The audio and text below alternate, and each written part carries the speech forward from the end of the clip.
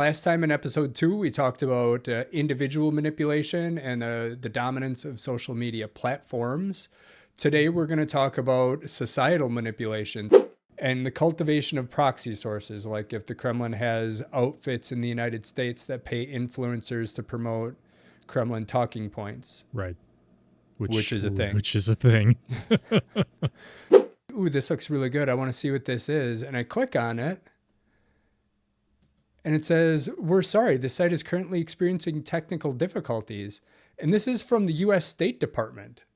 The U.S. State Department had this graphic up about Kremlin disinformation, and they took it down. Why would they do that, Josh? That's The other thing I wanted to touch on here is the 7 commandments of fake news. I think that's going to pressure legacy social media. Right. Facebook, you're old enough now. Right. You're the old man on the block. We're going to have a talk. Yep. And that, as much as like new features and new platforms coming out, that will lessen the relevance of things like Facebook and just kind of do an end around them.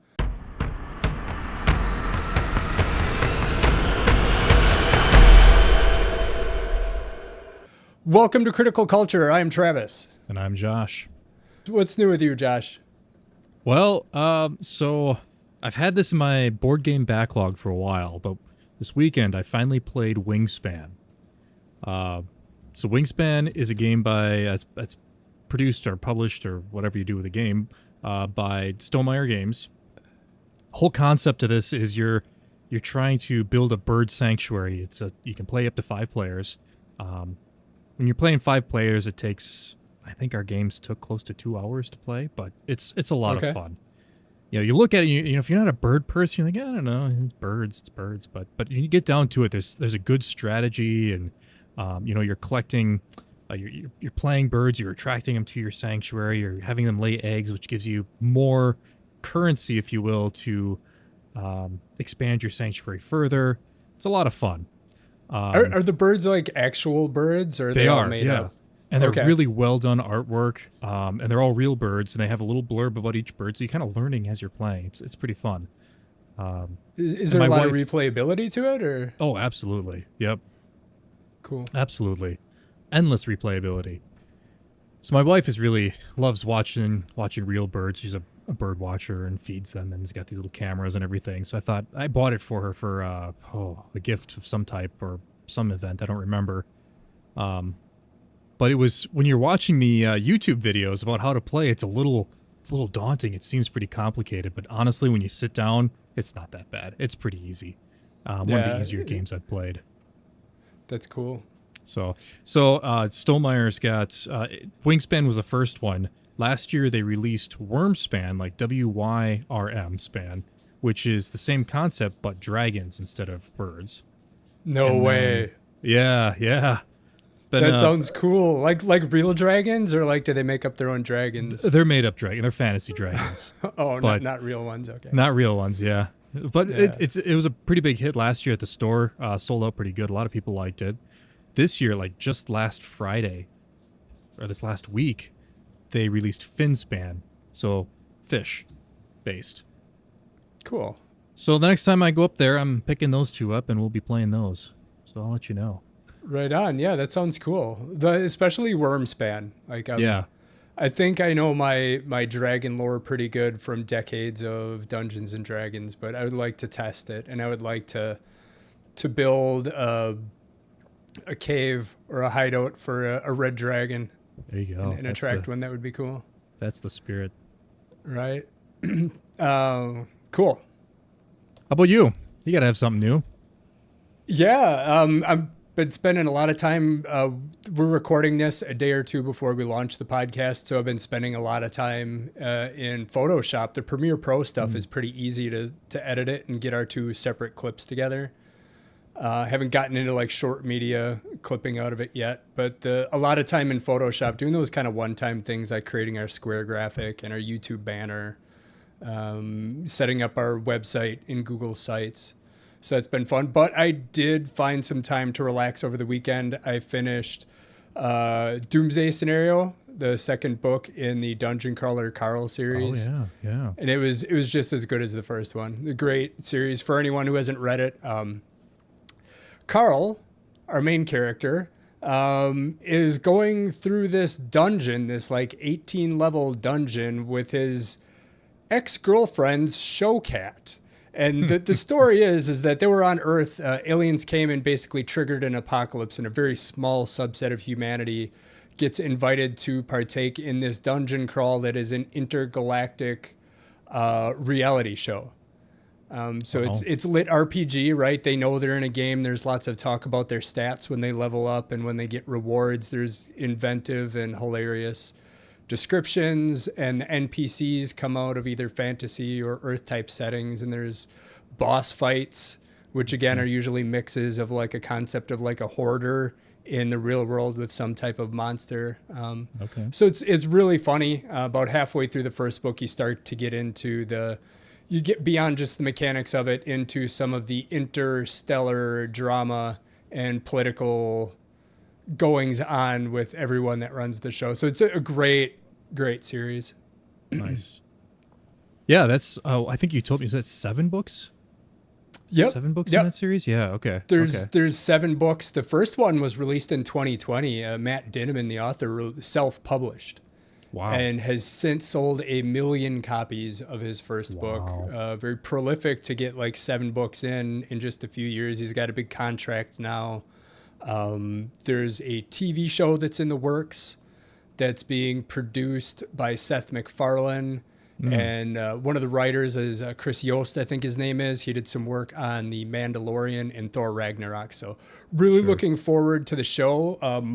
I'm getting the books from the library, and there's a little bit of a wait time to get them, so they're really popular. I looked on Goodreads, which is where I originally found the book, and all of the books are 4.5 stars or higher. Wow. So if you think it sounds good, you might want to get into the TV show. I would get out and start reading the books first and get ahead of it. Good call. Yep. Very good.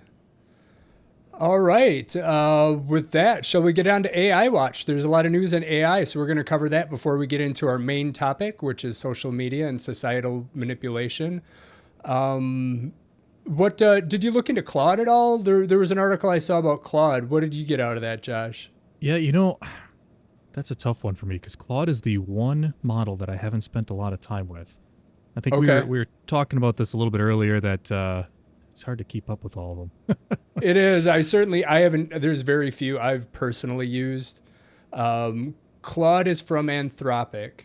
Right. It's one of the major models, and their news came out about Claude Code was part of it, which I've used Gemini to do some code assist, and we can get into that a little bit more later. And I've used Copilot, especially in Visual Studio and stuff like that. But the other part of the news that I thought was more interesting was you get to choose how much reasoning you want their model to do, right? So imagine like you're hiring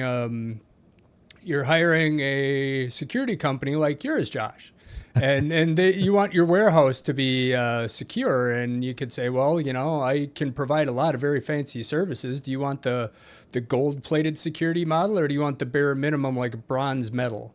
Sure. Like, what are you looking for? So it's similar to that. Like, how much compute do you want spent on this? And it's probably like tiered pricing, and it's calculating how much total compute you use, not necessarily how many questions. And the concept is already kind of there in some ways with like AI image generation. Right. I think, right? You say, oh, generate this, and it generates a couple low-res pictures, and you get to pick one that can be reasoned further. So, or less hallucination, or yes, You're right, exactly. So I think that was the neat thing there is you get to choose the level of reasoning that you want going into your answer. Yeah, well that's awesome. I mean, I might have to give Claude a try if I don't know if they're probably a paid source. Do they have a free version? Do you know? They do. They do have a free got Claude some, tier. Yeah. Might have to give that a shot. I've been a big OpenAI user or ChatGPT. Dove into Copilot and Gemini a bit too, but Claude's the one I haven't touched yet. Yeah. So you mentioned Gemini. So Gemini's getting into some code assist writing, huh?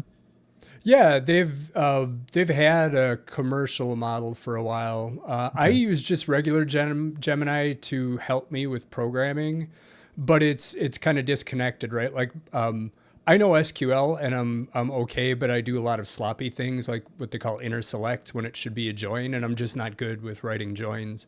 So I'll send my sloppy SQL over to Gemini, and Gemini's like, "Oh, this is how you write this properly." And it performs 20 times as good. You sloppy coder, let me fix that for you. Just SQL. Just the rest of it is just perfect. Perfect first shot.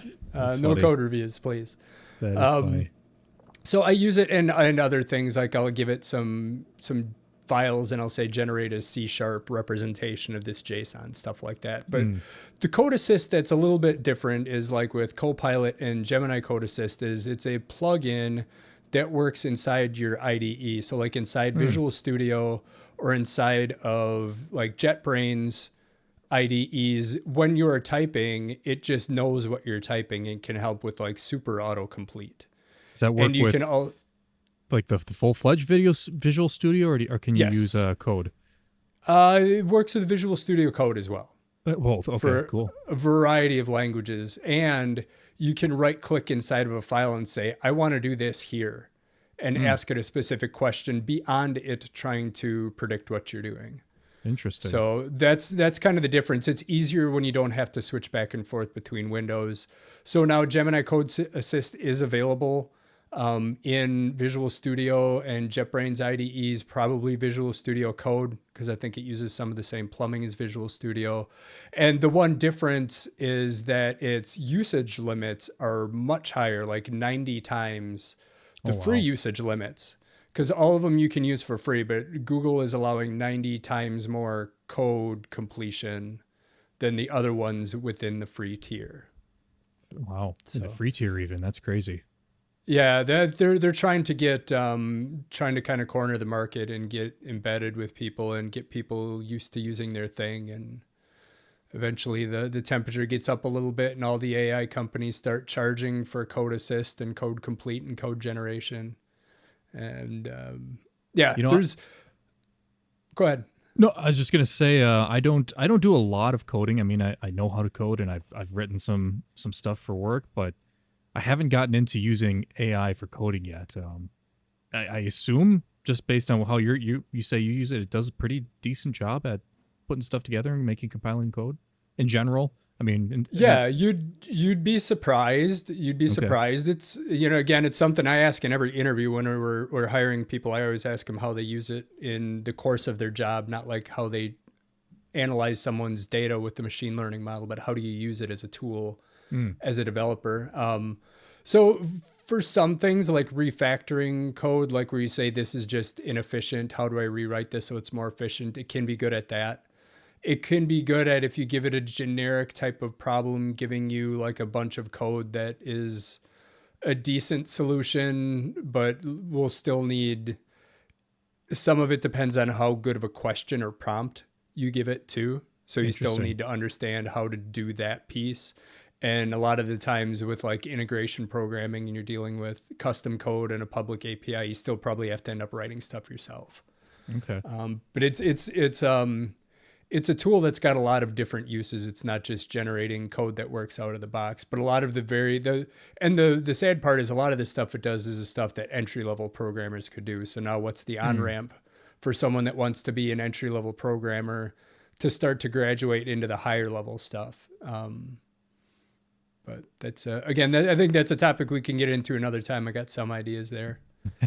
But that's what I heard. The other piece about Gemini Code Assist was in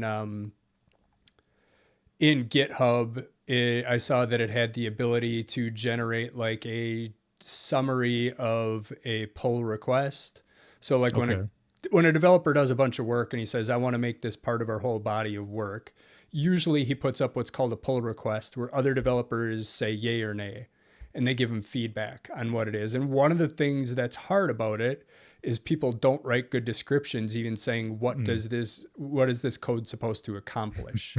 And how does it do that? So that's funny to hear. That's funny to hear out in the field. And again, I did, that was part of my degree, part of my college was coding. And the instructor's hammering. Make sure you document. Make sure you're putting in good comments. You know, because when the next guy comes through and he reads the section, you need to be able to tell him what's going on, and to hear that. Yeah, I mean, I guess it's not surprising, but to hear right, it never makes it out into the field.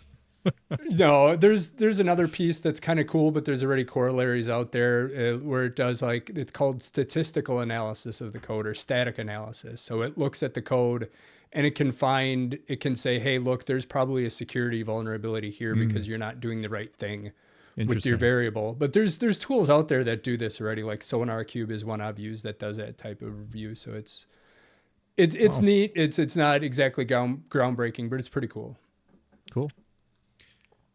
Well, last thing that I think kind of caught my attention in terms of news and AI is I'm seeing this new trend with some companies creating AI browsers. Now, I'm having a hard time understanding the purpose or the benefit maybe behind an AI browser. Yeah, well, the benefit is you become dependent on them and you don't know how to run a browser anymore or order a pizza from Little Caesars. So you need Perplexity to help you out or you're going to starve to death. Yeah. What Perplexity's got, what are they calling theirs? Theirs is Comet. Okay. Yeah. And there's another one called Dia or something like that. Neither of them are out.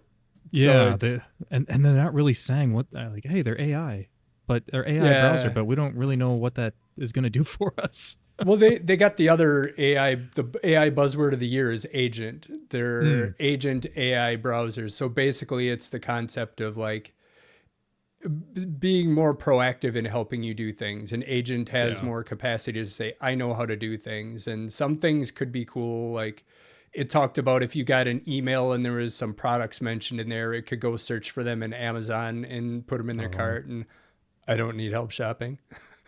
I need help staying away from Amazon and putting stuff in my cart. Yeah, no kidding. I can do my own research. Is Amazon funding there? No. Right. Well, that gets into where they want to go. These AI companies are losing money with all this stuff. They got to figure out a way to make money. And if all of a sudden they're helping you shop, then they can pay for, hey, like ChatGPT, I think was looking at advertising dollars, and now you're asking it about the best pizza in town, and you don't know if the results are natural off the web or somebody paid for that, and you just don't know.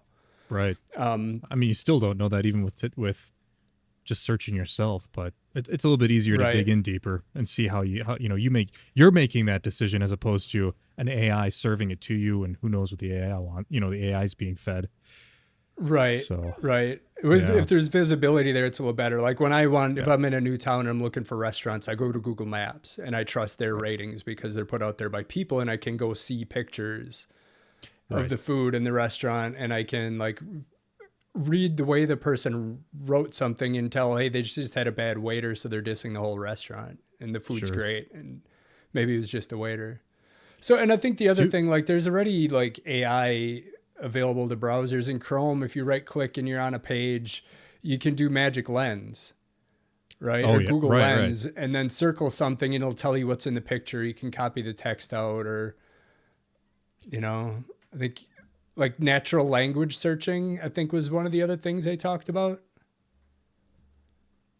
Yeah. I mean, so there's like that contextually aware searching, and Lens has been doing that for years, right?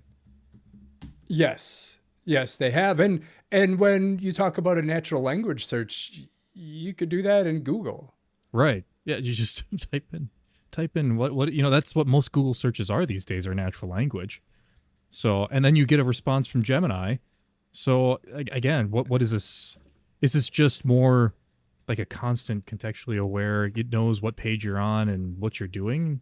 That's a little scary if you think about it.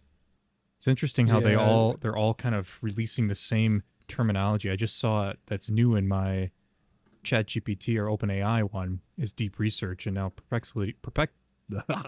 Perplexity has a deep research function as well. Right. Fascinating. Equipped with search and coding capabilities, it iteratively searches, read documents, and reasons about what to do next. So it may be able to do more searching is part of it, but also like if you ask a question, it may reason out its plan. Like, how do I figure this out? First, I got to go figure this out. Then I got to go figure that out. Then I got to figure this out. And then I can like synthesize all of the answers. And it takes 2 to 4 minutes. So it takes longer, but it does deeper level of research instead of like tell someone to go get food, they'll go to the store and they'll pick anything versus, okay, well now let's go out and let's figure out what you want to eat. And then let's figure out what the ingredients are. And let's go figure out which stores we eat. Like, you know what I mean? Right. Yeah. And I haven't used it, but I guess that's the analogy I would maybe make. Speaking of AI and everything, I have to live by a certain diet for a condition that I have, and I asked my AI, who's gotten to know me a little bit more now, and hey, why don't you create a meal plan for me? It did a pretty darn good job. I'm impressed. We're actually going to try one of its recipes that it came up with tonight, so we'll see how good that goes. Cool. I hope you live through it, man. Yeah. Well, we'll see. Trust but verify. Trust but verify. That's what I'm going to tell you.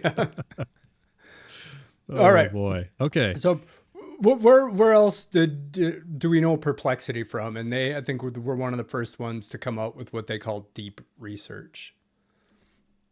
Yeah. So deep research. So deep research, being that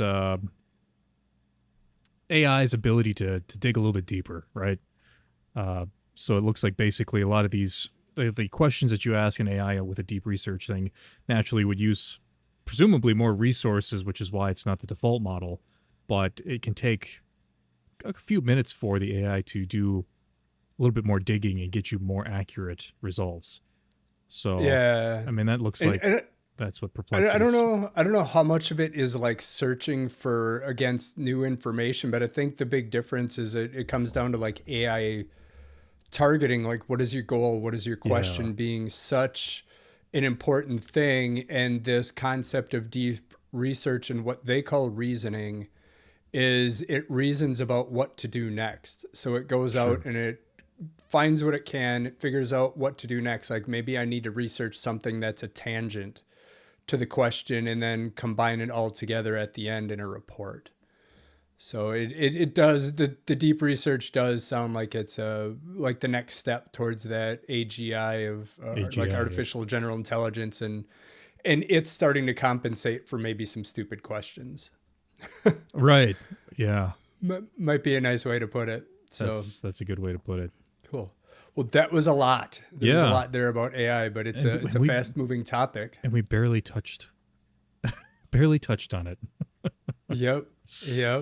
So we do have another topic to talk about today, though, right? Social media, and a follow-on last time in episode 2, we talked about individual manipulation and the dominance of social media platforms. Today, we're going to talk about societal manipulation. So if you manipulate a bunch of individuals intentionally, you can manipulate society. Right. And just a reminder, we're going to be talking about misinformation versus disinformation. And they're two different things. They sometimes are used interchangeably, but misinformation is information that's spread by someone who generally believes what they're saying. And disinformation is something that's intentionally inaccurate that's being spread. So most often misinformation comes from someone spreading disinformation. Yes. And unfortunately, in the information ecology, it doesn't really care. Right. If it's misinformation or disinformation, what matters most is the consequence. However, if you witness it and you can discern the difference, it's the difference between gently trying to inform your crazy uncle that he's wrong about something versus understanding someone probably has ill intent. Right. In manipulating people with disinformation. That's right. Yeah. So what, I guess the one thing that's been going on that's kind of ended now is fact checking. At least Meta was doing fact checking and has decided to end that in favor of community notes. So that was something that was put in place to help limit the spread of misinformation and disinformation. There's two kinds too, right? There's labeling something as misleading or misinformation, and then there's just like not allowing it to be seen by people. Yeah, and community notes are great until they target guys like Elon or Mark Zuckerberg, Yeah, and then then they're not so great because that's when they get shut down. Yeah, well, in the end, like anybody who thinks about it honestly would be like, look, it's a community-driven system. It can be manipulated, these community notes, right? Sure. There's some level of transparency, which is part of the answer. And like, you have to assume any system designed by any person could have some bias built into it or could be manipulated. So one thing that is nice about community notes is there's some transparency there. Yeah, very true. And Elon swore by him, and there's no way they could be gamed, and they're absolutely rock solid. And then there was I forget if it was something about Ukraine or something about his post about SpaceX rescuing astronauts and trying to make stuff up. But he got basically an then argument he with said, an astronaut or something, right? Was the captain of the? Anyway, yeah, just silly. I think I'm getting those two conflated, but it was two examples of BS over on X. So the one, he was arguing with the astronaut, and everybody agreed with the astronaut. Right. And all of a sudden, Elon Musk is like, or it was also something with Ukraine too. He's like, oh yeah, there was a poll that showed support for Zelensky in Ukraine, and Elon Musk was saying it wasn't right. And at the end of the day, all of a sudden, now that Community Notes disagrees with him, Elon Musk is going to put in a fix. Yep. A fix. So again, it's just like all of his polls that he puts out when they don't give him the result he wants. I had an error in my polling. I think we're going to eliminate some options. It's like, okay, yeah. Okay. Yeah. So we know what's going on. It's manipulation. And when we say manipulation, there's other examples. Yeah. Right. There's election interference, which is primarily like just promoting certain news and being able to micro-target people with ads specifically tailored to them. Yep. There's vaccine disinformation during COVID. So there was an example where the U.S. government was attempting to manipulate society through social media. And whether you agree with what they did or not, that is manipulation at a societal scale through social media. So it's all like, it is something that is real, and it has potential for good and potential for bad. A lot of it is intent. And I think transparency is a big part of making it good too, like the difference between just squelching information and labeling it. Like, make up your own mind, but most experts agree that this is disinformation. Right. And community notes isn't the whole answer, and I don't think having one fact checker to rule all fact checkers is necessarily the answer. I think in the end, it's going to be a mix of both. Yeah. Where like I could see myself on BlueSky someday, and I get to choose which fact checking services I want to layer onto my experience that will do all the searching for me and say, oh, this is not true misinformation, but it's misleading, or this is why it's wrong, along with community notes. So hopefully that's where the future goes, in my opinion. We look at misinformation, disinformation on social networks, and how the algorithm plays into that. The algorithm is reacting to its user base. It's seeing what's working, seeing what's getting traffic, and then kind of exacerbating it. So if misinformation is getting a lot of views by its nature, which we talked about in our previous episode, how the those seven factors that go into what makes misinformation and disinformation so provocative, the algorithms pick up on that and run with it. And I think there was a recent fun story about, at least I think it was kind of fun, about the Super Bowl and Elon Musk, right? Yeah. I think you were telling me about that one, Travis.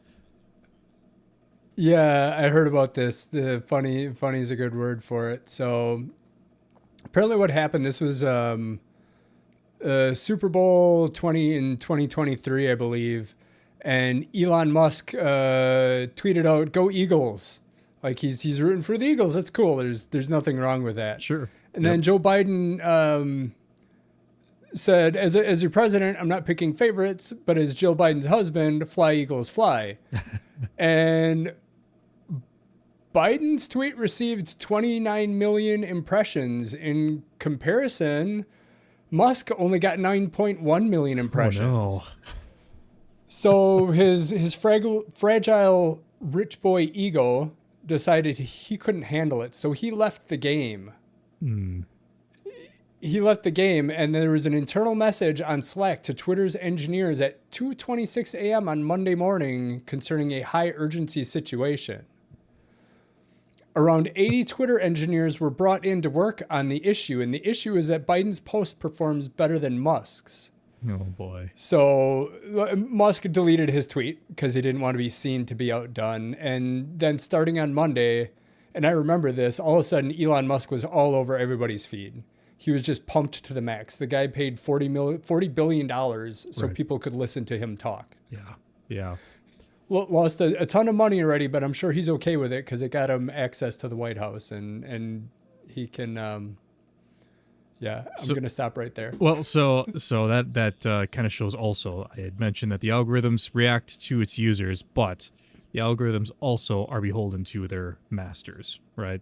So Yes, Elon Musk yes. wants to be number one, he can be number one. Right, and then he can do whatever he wants with number one, and you start to you start to be the one that creates the noise, and then all of a sudden it's echoing, and people almost don't stop listening to you. Right. You're literally forget the. You're literally drowning everyone else out. Yeah. Right, and then it's also this element of like social proof. Like if you have a lot of followers or a lot of people react to your content, it gives you a certain amount of credibility. But of his 200 million followers, like 25 to up to 75% of them are fake. So I'd assume it's probably in the middle. Like 50% of his followers are fake. Yeah. Just fake. Right. There's a bunch of people that aren't on the platform anymore, a bunch of people that hate him and want to talk about everything he tweets about because they want to piggyback on his name. And you know, it's just ridiculous that then it becomes the norm. Even when you see reporting in mainstream media, they talk about Elon Musk and his 200 million followers. And when you hear that statement, you think, wow, he's got 200 million people that want to hear what he has to say and believe what he's saying. And it's like, that's not the case. Right. Yeah. That's not the case, people. Look it up. He is not popular. Do your own research. Yeah. Yep. Absolutely. All So right. yeah, and that's the dirty part of being able to manipulate the algorithms, or the algorithms feeding off of human psychology and those 7 factors is all part of it. But it's all part of, like, this isn't the new game. Information warfare is not new. It's been going on probably since the dawn of warfare. Right.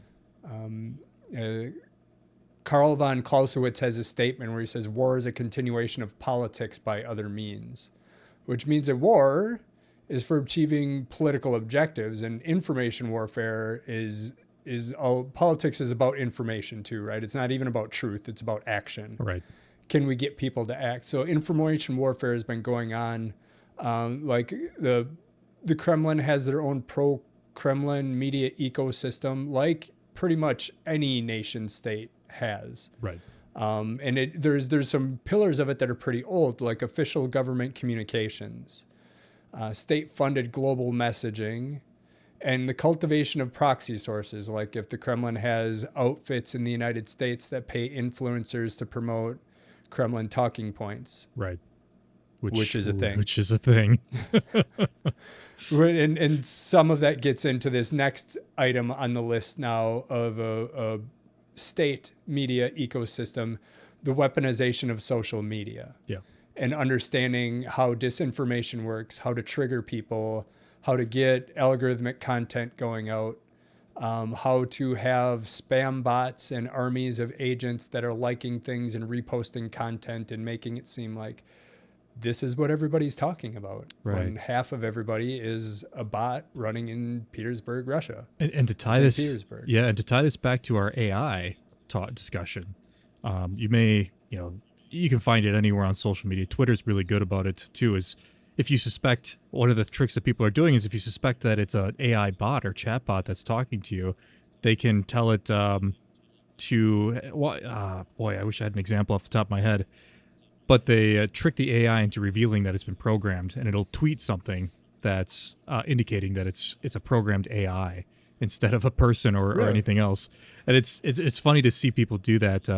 Tell me your base objective or something, and then it'll come back. I'm supposed to act like this person, this type, and it's kind of a fun thing to do. Sometimes it backfires because you're doing it to real people, and they get upset at you, but it's still funny.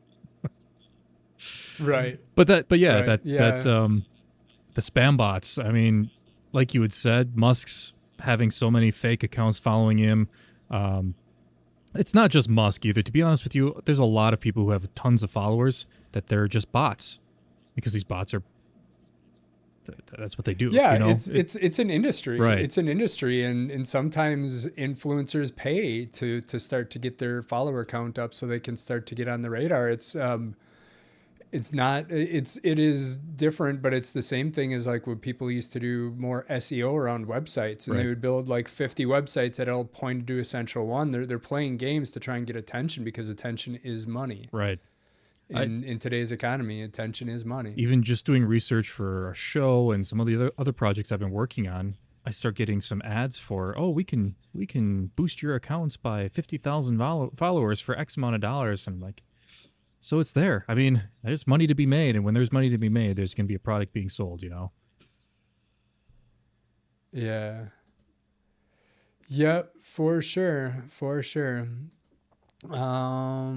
Just trying to find a resource. Oh, this is interesting. I'm on this EU versus Disinfo site again, and I'm looking up the pro-Kremlin media ecosystem. And there's a link that talks about, what is it? Or is it the 7? Let me find this again, because it's just fascinating. Oh, here we go. It talks about the pro-Kremlin media ecosystem. And then there's a graphic. I'm like, ooh, this looks really good. I want to see what this is. And I click on it. And it says, we're sorry, the site is currently experiencing technical difficulties. And this is from the U.S. State Department. The U.S. State Department had this graphic up about Kremlin disinformation, and they took it down. Wow. Why would they do that, Josh? That's no. Was it a Doge accident, or are we trying to buddy up with the Russians now, and we don't even want to talk about their disinformation? Like Doge deleted it. It wasn't didn't make fiscal sense. Yeah. So I guess I'm not going to talk about that piece anymore. Yeah. Moving on. That's a tangent. We've learned what we needed to learn there. The EU versus Disinfo site is still up, though. I wish somebody had something like this in America. Right. Which I have the domain name if anybody wants to work on it with me. There you go. Call to action. Look me up. Yep. The other thing I wanted to touch on here is the 7 commandments of fake news. New York Times exposes the Kremlin's methods. Number 1, look for cracks in target societies, right? It's not even about like, you don't have to come over here and convince people of a pro-Russian talking point or policy point or agenda. You just have to start by looking for cracks in target societies and blow them up. Like if it's about 1 or 2 men that have transitioned in women's sports, let's make sure that's all people talk about, and they decide to hate each other over some edge case that really like 90% of people agree on. Or DEI. As far as I know. Right. And in these... It's inflammatory, right? It's so easy to get your people worked up about it. I mean, on both sides. Yeah. And that's why it works. And that's the cracks, Any divisive topic can be used. Yep. The common manipulation tactic, if you want to bully or manipulate somebody, the first thing you do is you isolate them from their friends. Right.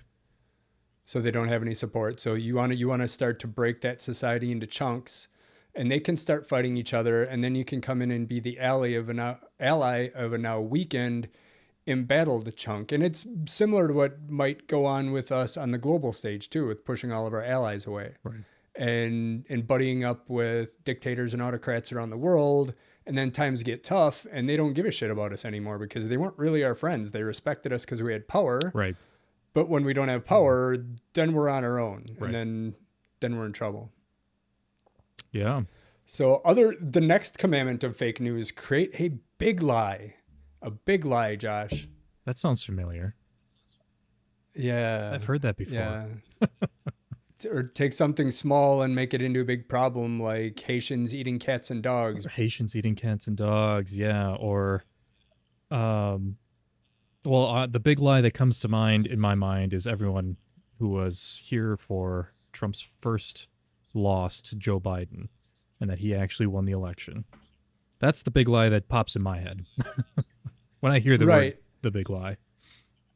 Right. Or like the big one that they're trying to push now is they talk about $4.7 trillion of fraud that they found in the Treasury, but there's not full accounting trails as to where it came from and where it's going and how it's tied to a congressional budget. But you know that one of the biggest parts of the budget is defense spending, and I bet there's a ton of defense spending through there that they don't put on because they don't want companies identified that are doing this work, number one. And number two, we've known for decades that the Defense Department can't pass an audit.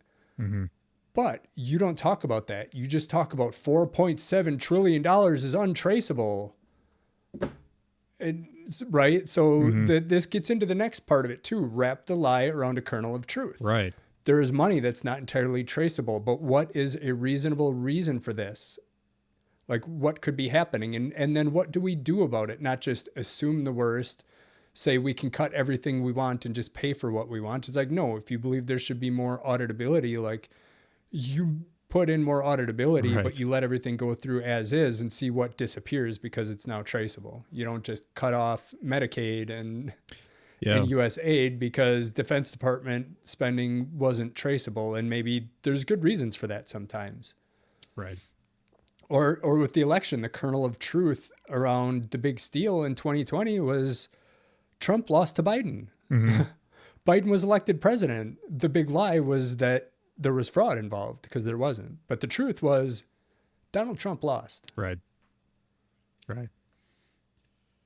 So another commandment of fake news, find yourself a useful idiot. Yep. I don't know if we need to say more about that. Right. And conceal your hand. I mean, yeah, you're manipulating your idiot. You don't want people to know out in public, but you can still smile when they act like you're useful idiot. Right. Deny everything. And that we hear all the time. Deny everything. Yeah. Even though you have contradictory proof contradicting proof, still deny it. I mean, if you've got everybody following what you believing what you're saying, denying is easy because they're going to believe you, and everything else is a conspiracy. Yep. And when you get called out, one of the best ways to deny it is just very abruptly, no, that's wrong, and then move on. Right. And then create some other outrageous lie to catch more news, and then you can just keep going. And you bury it. And you bury it. Yeah. And you talk so much shit that 10% of it comes true, and your believers are like, see, they can do no wrong. And everyone else is, but look at this 90%. Yeah. But look at all this bullshit and all this damage that happened in the meantime. So it's denying everything. And then playing the long game, right? You're not going to win all your battles in one day or 1 week. Just keep putting in the efforts, and sooner or later, if you don't get caught, you'll have some luck in achieving your objectives. Right. And I read recently there's a KGB informant or something, just to example a long game of if this is proven to be what's happening in the US, there's been some discussion that Trump was a KGB. What's the word? And if that's well, true, that plays right into this long game. Because I think it was in the 80s they said what happened. Yeah, in 1987 he went there. I forget if it was his honeymoon or he wanted to do business there, and he came back and took out like a multi-page ad, I think it was, in the New York Times that was very pro-Russian talking points at a time where even the Republicans were. I mean, Reagan was huge about being anti-communist. And I think in the modern Republican Party's defense, Russia's no longer communist, it's an oligarchy. Yeah. That proclaims family values but doesn't hold public elections or actually have family values. I mean, back in the 80s, that was when Trump was still seen as a Democrat, I think, right? because he didn't Yeah. so even the party affiliation, at least on our side, probably is irrelevant. I don't think any of it's relevant to Trump because from my opinion on Trump is that he's only going to look out for number one. So whatever side's willing to help him do that, that's where he is. That's where his allegiances lay. Yeah. So yeah, but that's the state of social media regarding societal manipulation. There are some things that I think people need to do to arm themselves, though, right? And we talked about one of them in the last episode, which is the seven factors of. Let me bring back my show notes. What is this? Oh, yes. And we talked about what we can do. The first thing is understanding the 7 factors which make disinformation appealing to our brain. Right. Right. So when we will put this up in the show notes, but we got threats, sex, disgust, counterintuition, unnaturalness, gossip, and celebrities. Right. So understanding those helps arm you so that in your brain, it's going to say, hey, wait a minute, somebody's pushing a lot of these levers here. And I noticed how my interest level went up more than it maybe should have. Why do I find this? Like you take that reflection point. Why am I finding this interesting? Because it's really grotesque, or it's really like, why am I stuck here? And what's the message behind it? It's taking that critical look and, being aware, thinking critically. I mean, the modern social media has kind of ruined our attention spans and critical thinking skills, but you got to take a step back sometimes and think hard. Yeah, and it's completely hijacked how we consume information. Like pre-social media, again, It was all intentional. You went out and you found things. So one thing that I've been doing, because again, like social media can be good, but it's moving into more like interest media, and I don't see a lot of stuff from friends and family anymore. Right. On social media. So I might have to go reset my algorithm and retrain it. But at the same time, I try not to get any of my news from social media. Right. I do a couple of things. I subscribe to Ground News. Yep. Have you heard of that? Ground News. So it's AI, and they'll have like a list of the topics of the day, and you click on it and it gives you like a summary of the topic. And then it gives you links to different news articles about it. Yep. And it will tell you this is like low, medium, mixed, or high factuality, and it tells you the bias of the source. Very useful. So you can go back and forth and find a couple of sources from both.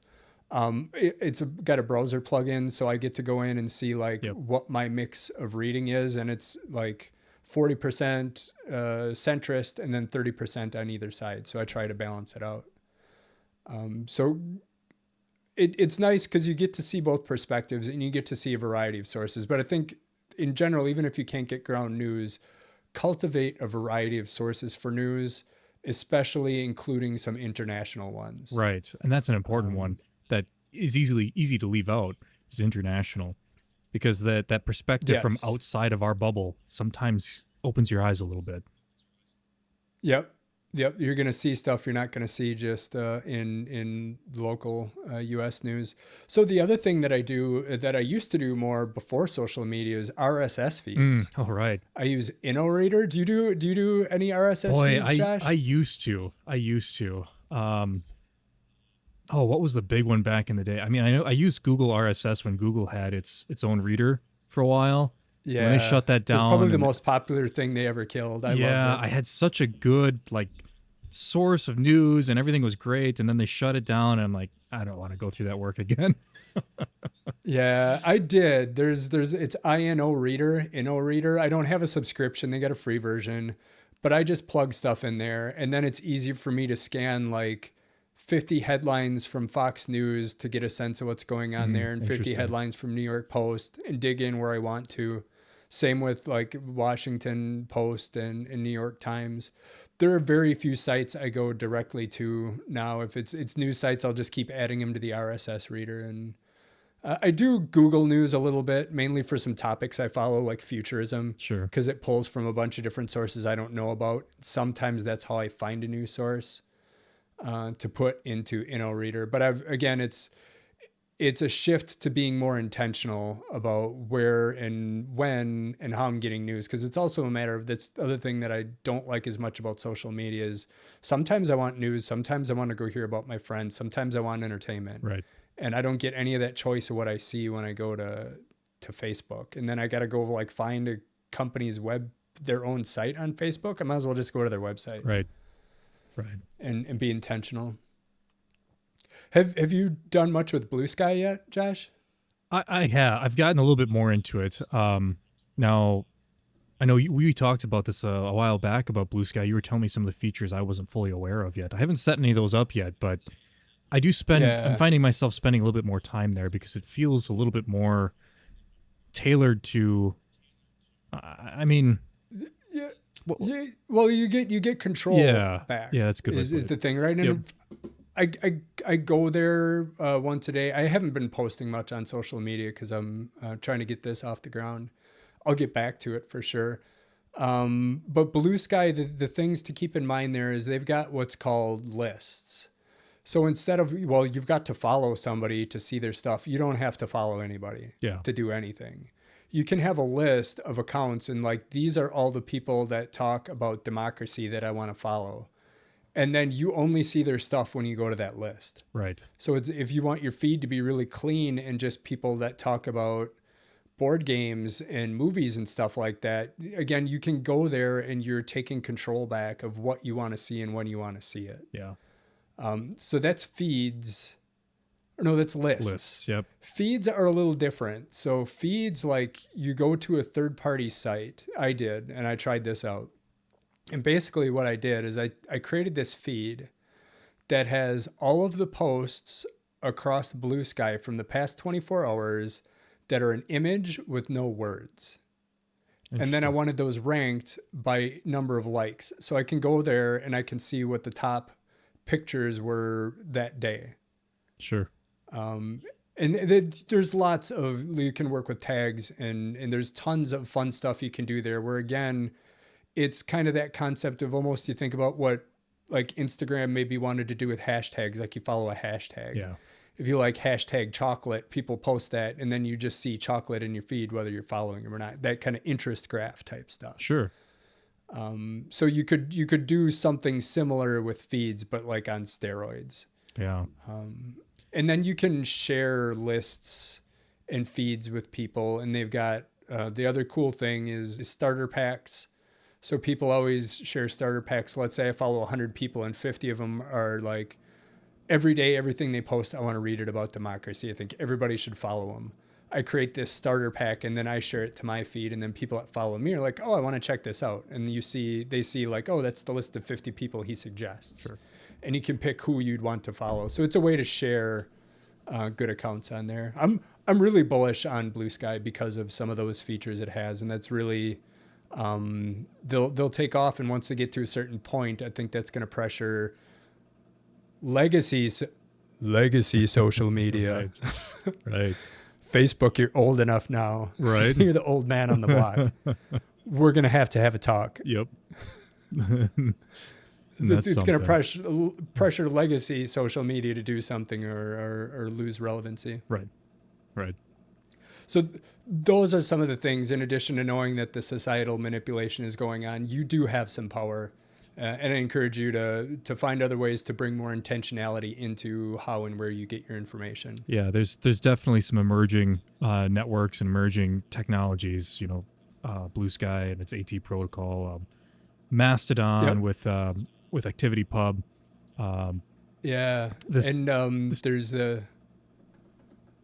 what were the other ones we were talking about? The Web 3.0 Farcaster and Lens? Yep. Ones that are all built on blockchain technology. We should do a whole show on that stuff sometime. Yeah, that'd be a good one.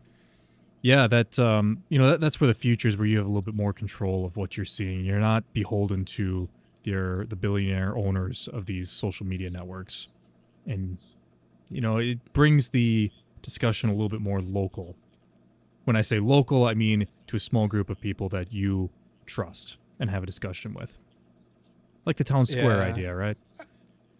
Well, The other interesting thing I'm floating out here, Gary Vaynerchuk is like the king of social media marketing, day trading attention, and he started talking about interest networks Okay. instead of social media networks, right? It's social means you're like with your friends and it's your social graph, but it's not really that anymore. It's more about interests and less about friends, and that's okay. And there's also the concept of like younger kids aren't as much into this I share everything publicly social media. They don't get it. My kids don't do that. Right. They'll go on Instagram and rarely post. They'll use Snapchat to privately communicate with their friends. So like you look at things like X and Facebook, like they've got a specific demographic and type of use that a lot of people just aren't going to get into that unless they're into like news Right. and breaking news and trying to make news. They're going to be interacting locally and maybe more amenable to these types of things where they can control what they see and where they get their news. And that, as much as like new features and new platforms coming out, that will lessen the relevance of things like Facebook and just kind of do an end around them, similar to how Facebook did an end around Google. And Google ended up losing a lot of advertising dollars to Facebook because everybody was spending all day on social media Google instead tried. of searching the web. What was Yeah. their social network called? Google Plus. Google Plus. Is that what it was? That was Google Plus. With the It was circles, good. with the circles and everything. Yeah, Right? Yeah. yeah, I loved it. That's right. I loved it, man. I was a huge fan. I met some really cool people on there. Yeah. I forgot about that. But yeah, they did try that. I did, and the vibe was so much better. Yeah. It was all like far out science news and cool art and cool people. They were very intentional the way they seeded it. Mm-hmm. Like they started with just friends and stuff like that, and then they're going to universities and scientists, and like they had a plan for how they wanted to make sure that their kind of people creating cool content were there first. It just didn't catch on with the mainstream audience because I think everyone was still piling on and still trying to figure out Facebook. Yeah. Yeah. And they had enough gravity already that, hey, all my friends are here. Why would I go somewhere else? And now that you go to your Facebook and your friends are hardly there, if they are, you don't even see them. Well, who cares? I'll go to BlueSky now. If I'm just going to see my interest, I might as well have more control over my feed. Right.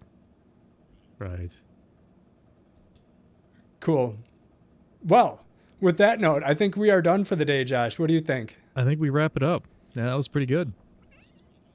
All right. Thanks for listening, everyone. Like and subscribe.